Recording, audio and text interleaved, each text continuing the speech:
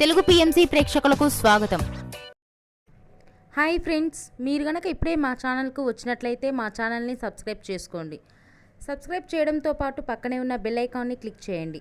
Heroine Sridevi Boney కపూర్ల కూతురుగా బాలీవుడ్లో entry ఇచ్చిన జాహ్నవి కపూర్ 2018లో రిలీజ్ అయిన దడక్ సినిమాతో హీరోయిన్గా పరిచయమైంది జాహ్నవి. వరుస సినిమాలతో నటిస్తూ దూసుకుపోతుంది. ఎన్టీఆర్ హీరోగా నటించిన దేవరా సినిమాతో తెలుగు పరిశ్రమలో అడుగుపెట్టింది జాహ్నవి. తన చక్కటి అందంతో ప్రేక్షకులను బాగా ఆకట్టుకుంటుంది. తాజాగా జాహ్నవి తన లేటెస్ట్ ఫొటోస్ని అభిమానులతో పంచుకుంది. ఆ ఫొటోస్ని మనం కూడా చూసేద్దాం.